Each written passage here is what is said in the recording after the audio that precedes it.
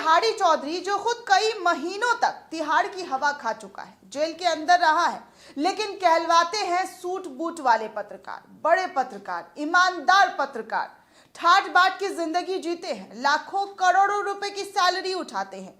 अगर part time काम इनका देख लिया जाए दोस्तों तो 100 करोड़ की उगाही लेते हुए भी पकड़े गए हैं, लेकिन कहलवाते हैं वरिष्ठ पत्रकार, आज तक के सबसे बड़े पत्रकार। और इन दिनों तो पत्रकारिता की ऐसी उड़ान उड़ रहे हैं, जब से डीएनए छोड़कर आज तक पर गए हैं मत ही पूछिए।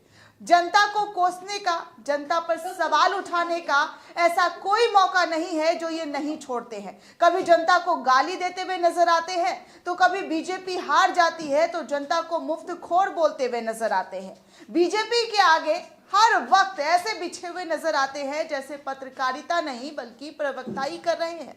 कायदे से दोस्तों तो इन्हें पत्रकार कहलवाना छोड़ देना चाहिए, इन्हें बन जाना चाहिए था प्रवक्ता, लेकिन ऐसा नहीं है। देश का नामी गिरामी चैनल सत्ता की मलाई के साथ साथ चैनल से मोटी रकम भी उठा रहा है।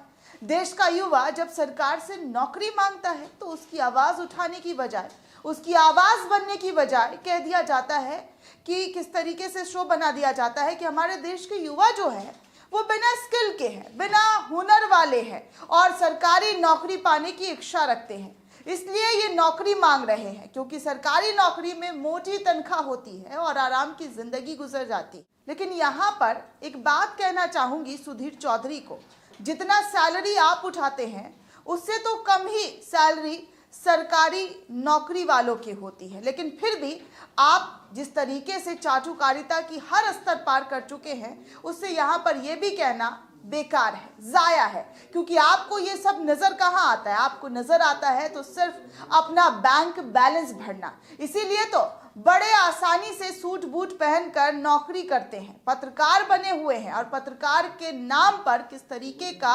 धब्बा जो है वो आपको देश और दुनिया बोल रहा है, वो इस खबर में आपको अच्छी तरीके से पता चल जाएगा। क्योंकि जिस तरीके से देश ने तो आप पर जिस तरीके का लानत भेजा है, उसके बाद अब युवाओं ने भी इनके इस पत्रकारिता को लेकर जबरदस्त तरीके से हल्ला बोल दिया है। जी हाँ दोस्तों, सुधीर चौधरी के इस बयान पर अब युवाओं ने मोर्चा खोल दिया है और इस वीडियो को यानी कि सुधीर चौधरी के वीडियो को ट्वीट करते हुए लिखते हैं युवा हल्ला बोल के संस्थापक अनुपम, सुधीर चौधरी अगर रेलवे ग्रुप जी परीक्षा पास कर ले तो हम उनकी बात मान लेंगे कि सरकारी नौकरी में जाने वाले लोग नालायक होते हैं। अगर खुद पास नहीं कर सकते तो युवाओं का अपमान करने के लिए देश से माफी मांगो। बैंक कर्मचारियों के पेज से भी दोस्तों सुधीर चौधरी के इस भौंडेपन वाली रिपोर्टिंग पर बयान आया है। बैंक कर्मचारी के एक पेज से ट्वीट करते हुए लिखा गया है कि जो खुद 100 करोड़ एक्सटॉर्शन के लिए तिहाड़ जेल की हवा खा चुका है और तिहाड़ी का तगमा हासिल कर चुका है, उनके मुंह से ये सब बातें शोभा नहीं देती है। इस तरह की बचकानी बातें किसी के गले नहीं उतरती है। लोग मजाक उड़ाते हैं, कुछ लोग भ्रष्ट हो सकते हैं, परंतु आप जी हाँ जनरलाइज नहीं कर सकते हैं किसी भी वर्ग को। वहीं दोस्तों दिलीप मंडल जो पत्रकार हैं, उन्होंने भी आगे ट्वीट करते हुए सुधीर चौधरी को जबरदस्त तरीके से लपेटा है और ऐसा लपेटा है कि शायद सुधीर चौधरी जो है इस लपेटे में अगर आ गए तो कहीं के नहीं रहेंगे। दोस्तों दिलीप मंडल ट्वीट करते हुए लिखते हैं कि सुधीर चौधरी को आरआरबी, एमटीएस या ग्रुप डी या एसएससी, सीएचएसएल परीक्षा में बैठाया जाए। परीक्षा पूरी जो है वीडियोग्राफी हो, जहां पर पूरी परीक्षा हो। मुझे नहीं लगता सुधीर वो परीक्षा पास कर पाएंगे। सुधीर सरकारी नौकरी की परीक्षा देने वाले को और कर्मचारियों को अपशब्द बोल रहे हैं। उनके पास कितनी प्रतिभा है ये वो साबित कर दे और बताएं कि हाँ उनके अंदर प्रतिभा है। दोस्तों अशोक कुमार पांडे ने भी ट्विटर पर सुधीर चौधरी के इस ट्वीट को लिखते हुए कहा है कि ये चैनल पर खड़े होकर दलाली करना कौन सी स्किल है?